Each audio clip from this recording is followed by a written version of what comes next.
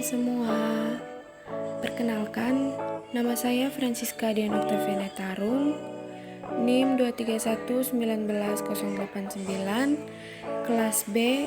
Saya dari Universitas Katolik Widya Mandira Kupang, program studi ilmu komputer, tahun ajaran 2020-2021. Di video kali ini saya buat guna untuk menyelesaikan ujian akhir semester 4 dari mata kuliah sistem operasi.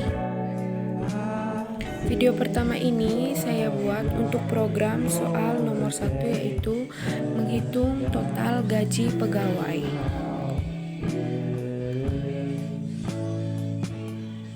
Sebelum itu kita harus memperhatikan soalnya. Baik teman-teman, sebelum kita masuk ke programnya, terlebih dahulu kita akan sedikit menjelaskan tentang soal yang diberikan. Di sini soal pertama yaitu program menghitung gaji total karyawan berdasarkan gaji pokok dan tunjangan dengan inputan nama, NIK, golongan, status perkawinan, dan jumlah anak. Ketentuan gaji pokok mengikuti tabel berikut. Di sini kita memiliki tabel golongan dan gaji pokok. Golongan pertama 2 juta, golongan kedua 3 juta, golongan ketiga 4 juta, dan golongan kelima 5 juta. Dan memiliki ketentuan tunjangan. Yang pertama, tunjangan istri diberikan kepada karyawan dengan status nikah sebesar 20% dari gaji pokok. Jadi jika karyawan belum nikah maka tidak mendapatkan tunjangan yang pertama. Yang kedua, tunjangan anak diberikan kepada karyawan yang memiliki anak sebesar 15% dari gaji pokok. Nomor 2, tunjangan anak diberikan kepada karyawan jika karyawan sudah memiliki anak dan semua jumlah anak dikalikan dengan 15%, bukan satu orang anak dikalikan dengan 15%, tapi berapa jumlah anak dikalikan dengan 15% dari gaji pokok. Yang ketiga, tunjangan transportasi diberikan sebesar 20% dari gaji pokok. Yang keempat, tunjangan komunikasi diberikan sebesar 200.000 dari gaji pokok. Baik teman-teman, kita langsung lihat ke programnya. Teman-teman, ini adalah tampilan dari hasil program yang saya buat. Di sini ada tabel perhitungan total gaji karyawan. Di sini saya akan menjelaskan terlebih dahulu tentang program yang saya buat ini.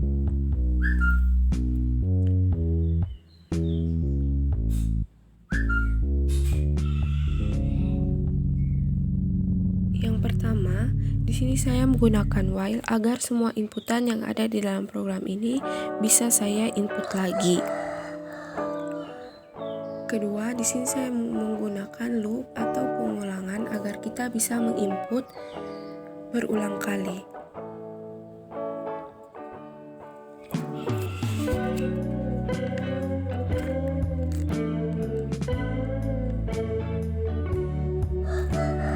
I sama dengan 0 adalah I sebagai inisialisasi saja.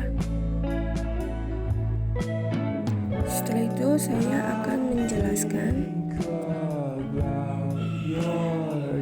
fungsi dari konstruksi echo.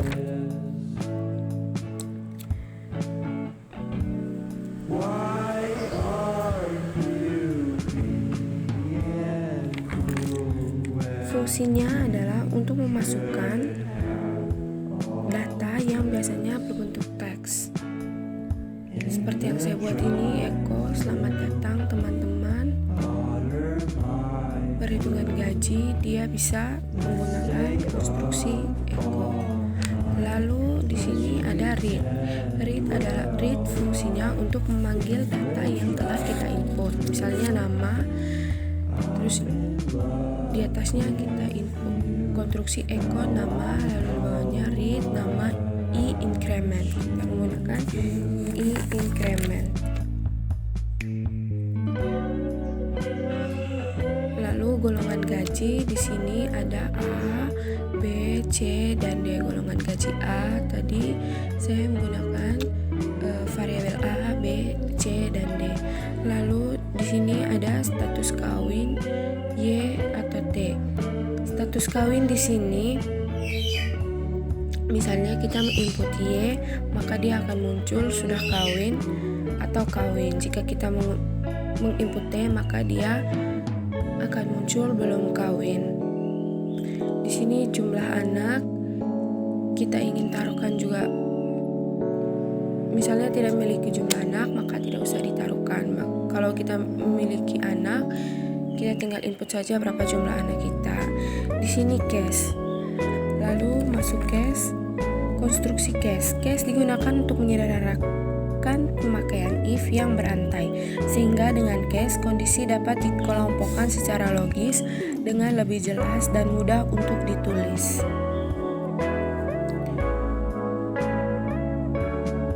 Setelah itu kita gunakan if status kawin inkrement sama dengan Y, tunjang kawinnya gaji dikali 20/100, status kawinnya kawin. Jika tunjang kawinnya 0, maka status kawinnya belum kawin.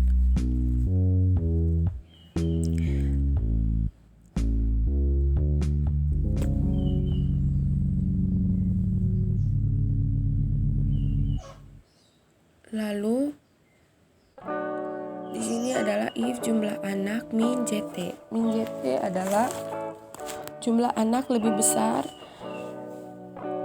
0. Jadi di sini menggunakan dan tunjang anak sama dengan gaji dikali 15/100. Jika tidak memiliki anak, maka tidak mendapatkan tunjangan sebesar 15%.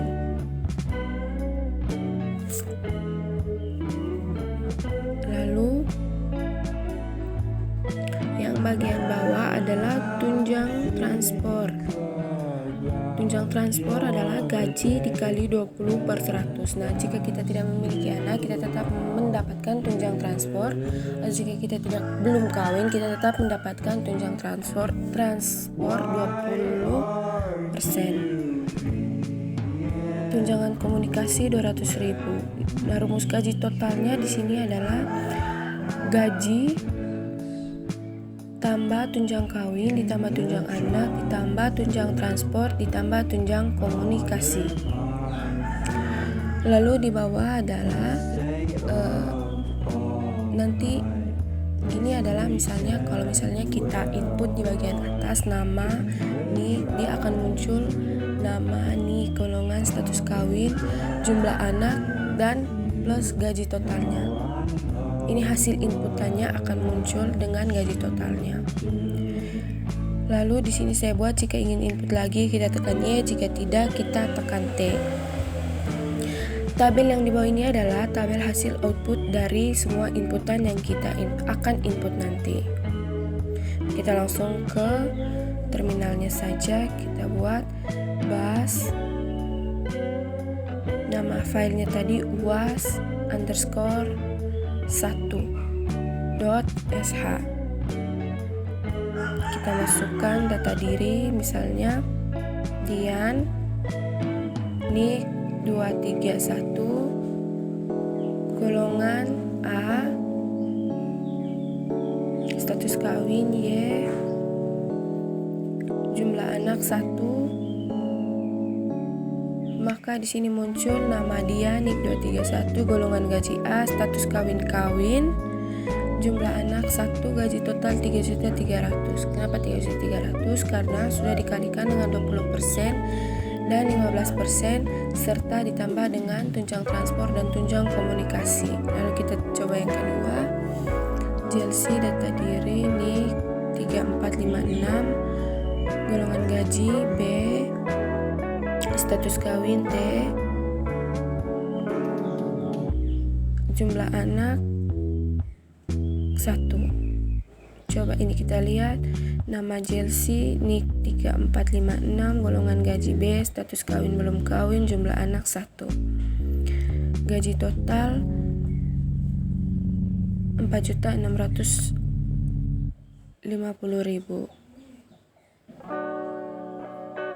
lagi yang ketiga.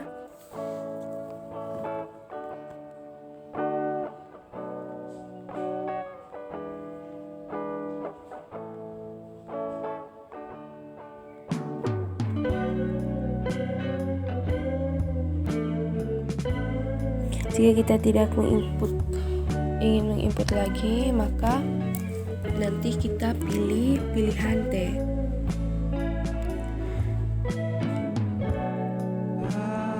Gaji totalnya di sini sudah langsung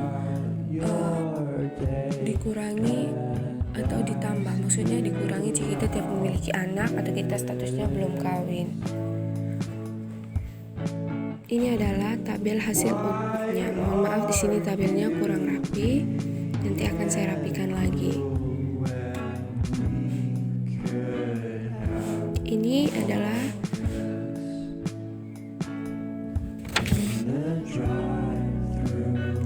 hasil dari inputan yang saya masukkan tadi.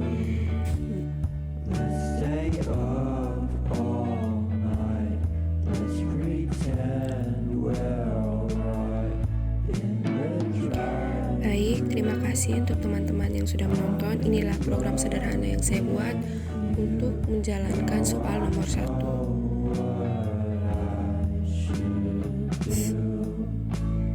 Terima kasih buat teman-teman atas waktunya, sudah meluangkan waktu untuk menonton.